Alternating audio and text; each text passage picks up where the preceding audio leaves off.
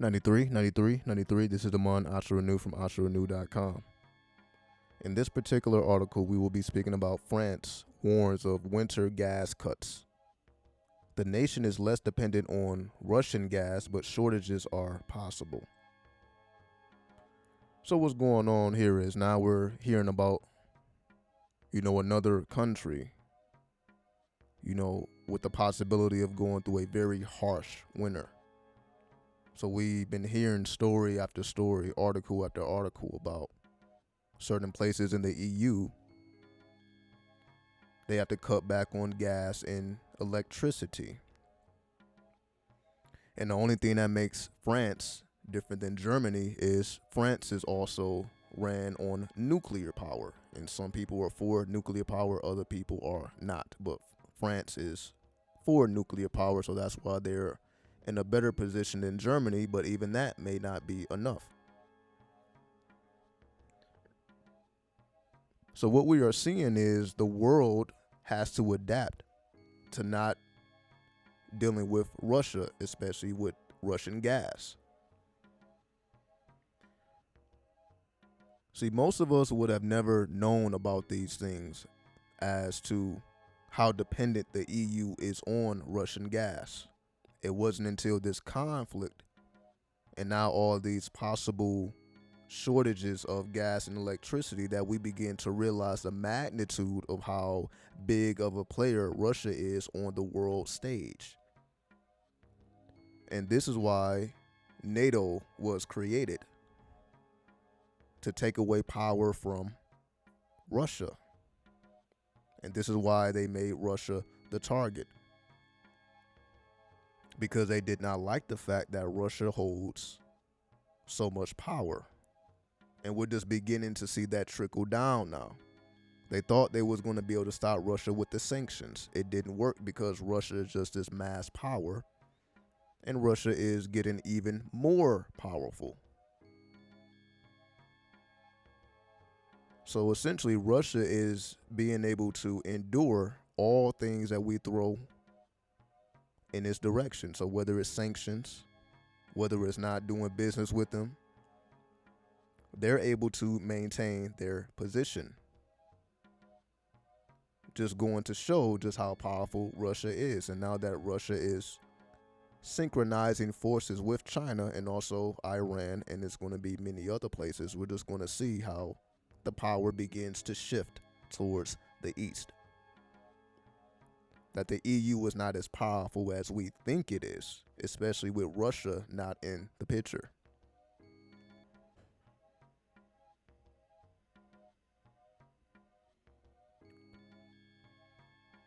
So because of everything that is happening in Ukraine, it is forcing the West to distance itself from Russia business-wise, electric-wise, and gas-wise.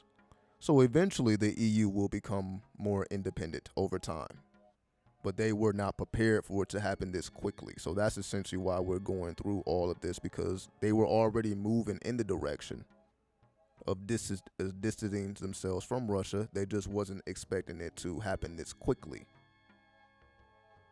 Probably if it would have happened within the next 5 years, they probably would have been in a better position. But because this happened, you can say nobody was expecting it except those who were provoking it. We didn't expect for Russia to go as hard and to be as strong as Russia is. So that's why this is dragging out longer and longer and longer and longer. Whereas we were expecting it to be over relatively quickly. But we see that this is going to drag on a lot longer than we realize, and we're just going to continue to throw money into this situation, and we're going to see that Russia will be able to withstand all of it. And we are essentially weakening ourselves, trying to take down Russia. And when we are unsuccessful at doing that, we're going to realize that, okay, now the power dynamics have changed. We are simply not powerful enough to go up against Russia and China. So now we're going to have to exercise our power where we can. And it's not going to be so much in the east.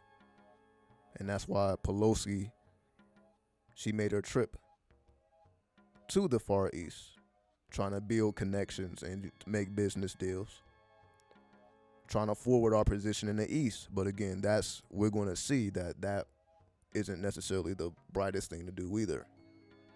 But again, this will come.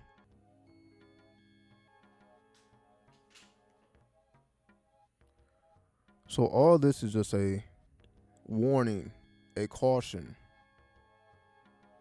What we are seeing playing out on the world stage is also playing out internally. So whatever attachments that you may have to anything or anyone else, expect for those attachments to be ripped away from you. And sometimes unexpectedly, sometimes suddenly, sometimes in ways that we may not like, but we are forced to move in an alternative direction. And as long as we are willing to adapt and redefine ourselves and structure ourselves to be able to be constructive in this new world, then we truly have nothing to concern ourselves with. But if we continue to leech on to attachments that no longer serves us